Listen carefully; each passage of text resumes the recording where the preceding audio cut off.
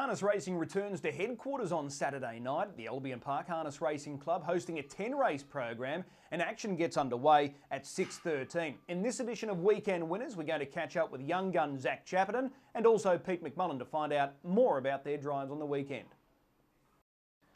Well, joining us now for Weekend Winners is young Zach Chapperton. He's had a wow of a season and he's looking for that good form to continue with a good book of drives on Saturday night. He's got 4 in total, but he's got some really interesting runners and he joins us now. Zach, appreciate the time. Thanks, Chris. Thanks for having me. Race 1 Saturday night, Dapper. You were aboard this guy last week at Redcliffe and he went well, finishing 3rd. How did you analyse that performance? Yeah, I thought he went real well. He hadn't been to Redcliffe for a while and he was just hanging a bit and sort of probably cost himself the race, I reckon. So he looks like he's going to be better suited going back to Albion Park in comparison to Redcliffe? Yeah, back to Albion and back to the 2100 suits him. Okay, now Barrier 3 looks okay, but normally Barrier 3 can be a little sticky, so how do you plan to use him at the start? Yeah, I'd have to talk to the trainers first, but I'd say he's got pretty good gate speed, so I'd say we'll come out and try and just get across. Yeah, all right. Well, that looks a good chance there, Dapper. His recent form good, including that victory 2 starts ago. Race number 2. This is a very interesting race here because you can make cases for most, if not all. This looks really open. Johnny White, he was really good last Saturday night at Redcliffe, his first time at Redcliffe, and he led throughout. Your first sit behind this guy, what are you expecting? Yeah, he looks like he goes pretty good. I have to speak to the trainers on what the plan is, but I've been told that he goes better in front, so the ideal plan would be to work to the lead, but not sure we'll get there. No doubt he's going to strip fitter. He looked good winning here last Saturday night. His sectionals over the final half were sharp, so there's got to be a little bit more upside to come from Johnny White, and going back to Albion Park, he's proven there it's not going to be a bad thing for him. Yeah, he looks like be a pretty tough horse. I'd say we'll probably work forward at the start, but I'll have to have a chat to the trainers. Sure. As I said, you can make cases for most, if not all, in this race. It's probably the hardest race on the night. Yeah, it looks a really strong event. Anyone could win it. Okay, race 4 for you on Saturday night. You're going to partner up with a horse that you know really well here, Having the Faith. Gate 6 on paper doesn't look ideal, but you tell us, how do you think he's going right now? Yeah, he's absolutely flying at the moment. He seems to be a really classy horse, just a couple of gear problems with him. But we've got him figured out now. He's going really well, so I'd say we'll have to go back. There's a bit of speed to our inside, so he'll be finishing over the top, I'd say. As we know, Albion Park's had a bit of work done over the last couple of weeks. They're trying to tell me that there's going to be that slingshot advantage there, so if you're charging home, you might be able to experience that firsthand there on the weekend. Yeah, fingers crossed we can get up and get the chocolates. Yeah, it's a race that he can certainly win. Oh yeah, he's got a lot of ability there. Actually, probably one of the best horses I drive, I'd say. Okay, well, there's a good push for Having the Faith in race 4. And here's a horse that you know well as well, Mr. Hart. You've been with this guy for a long time now with your mum. He's got gate 5. He's been a runner-up. Well, he's been placed at his past 2, a runner-up last time out. Again, this is a race that he can certainly feature heavily in. Yeah, he's probably not fully back to himself yet, but he's going a lot better than he was for a bit there. And I'd say he'll be on his game on Saturday night, and hopefully we can sort of posse up close at the start, and if we are, we'll be right in the finish. So how far away do you think he is from being back at his best? He's a funny horse. Sort of one week you'll have him good, and then sort of next week he won't be as good, but he's looking really well and he's working really well, so hopefully we can, if we get up close enough, he'll be right in the finish.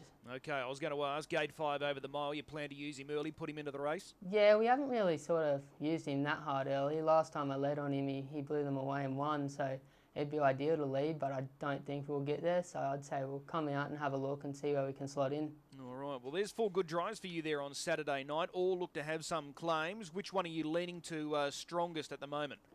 Probably Mr. Hart, I'd say. He's sort of back in a bit of an easier race and sort of the draw, but they're all pretty good chances, I'd think. Yeah, absolutely. We'll take the tip with Mr. Hart. Race 8, number 5. Zach, really appreciate the time. Keep up the good form. We'll see you trackside on the weekend. No worries. Thanks, Chris. Pete McMullen now joins us, and he's got a really busy night on Saturday night. He's engaged in every race, so he's got 10 drives. Let's go through them one by one. Pete, appreciate the time. No worries, Chris. Run Boy Run in race 1. He's got a wide draw. You didn't drive him last week at Redcliffe, but how did you assess the performance? I thought it looked like he really hit the line well. You know, he sort of stalled a bit around the back there, but he savaged the line, so you know, his form's been sound, hasn't been excellent, but it's been sound, and the gate stings a little bit. But if we can get forward and not have to burn too hard, I think he'll run a good race. Okay, well that's Run Boy Run in race 1. Race 2, little change. This guy is now under the care of Graham Dwyer. His form remains really consistent. He's going well. This is probably the hardest race on the night, and he's got a tricky draw gate 6. How do you line up his chances? Yeah, obviously he's racing really well. You know, he's a little bit one-dimensional, so he does need luck. But if things work out for him, he certainly, you know, he's got a great turn of foot, so he can really sort of hit the line very hard. So I'm going to just need a bit of luck and need to, you know, maybe be able to weave a bit of a passage. But if we can do that, he'll definitely be hitting the line strong. Do you agree? Do you think it's really hard to sort of map this race? Yeah, a little bit. But as I say, you know, he's one-dimensional, so sort of means that, you know, we can't sort of worry about everyone else too much and just sort of drive for luck and hope that sort of things work out for us. All right, well, that's little change. He goes around in race 2, but that is a tough one. Race number 3, Sir Julian, your drive, again for Graham Dwyer. This is probably not a bad draw. Inside of the second row, if you can hold the back of Uncle Jord, he looks like he's got a really good shot. Yeah, obviously Uncle Jord's going well, and, you know, on paper probably looks the leader, so if that pans out, this guy is definitely with a really good chance. You know, I think he'll be able to hold his back, no worries, and he's going probably better than his form reads, and he's racing really well, so we just need to be able to get that sprint lane when it's available, and if that works out, he'll be very hard to beat. Okay, race 4, got a moment. He's really up and down, this guy. What can we expect Saturday night this week? Yeah, a little bit tricky, you know, he sort of is a little bit up and down. He is getting better. His manners sort of were a little bit hit and miss, but you know, he's starting to get a little more tractable, and you know, if he sort of can get things his own way and a nice tempo, he certainly can run a bit of a race, as he showed a few weeks back. All right, race 5, a tough draw here, gate 7, a recipe for dreaming. What do you do at the start? That's probably the most crucial part. Do you light him up, or do you just drive him for luck back in the field? Yeah, that's probably the million-dollar question.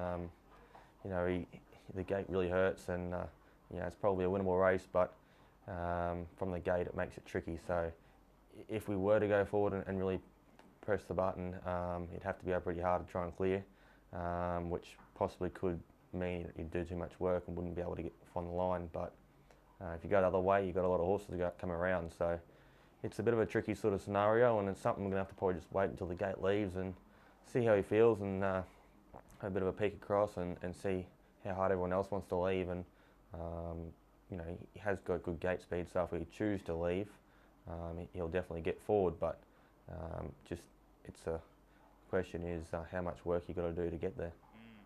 Race 6, this is a good quality, this one. You're driving Rock and Roll Dude, so he's drawn gate 3, but you've got some class to your inside and there's some speed to your outside. How do you rate his chances? It was a pretty strong race. You know, I think he's racing well, but you know, there's good depth all the way through, and you know, if he could lead, he'd run a very good race. I don't think he's going to be able to find the front. He should definitely get the 2 wide line, and which will make things, you know, a whole lot easier, and he should run a very good race.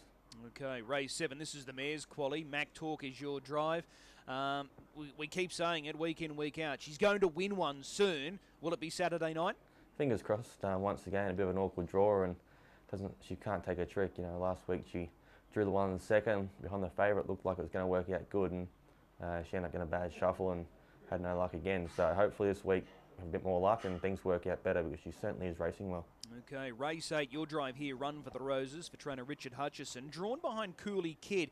He may be a chance of holding up here. If he does, it brings Run for the Roses right into it. Yeah, she's actually racing quite well, this mare. So yeah, we're probably just relying on the one to sort of hold up, and if it does, we're in with a good shot. If not, we're going to get probably a bit of an ordinary shuffle and probably makes it a bit tricky, but fingers crossed we can get a good trip there. Okay, race 9, this is the free-for-all.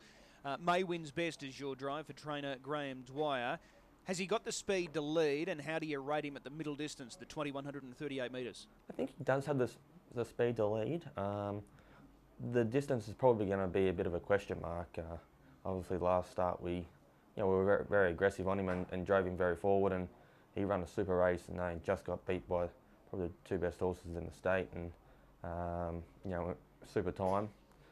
This week over the 2100, we're going to have to just sort of be a little cautious and sum it up as we go. We don't really want to overdo it, but at the same time, his best go is in front and probably rolling along. So if we do that, we might be able to run a cheeky race.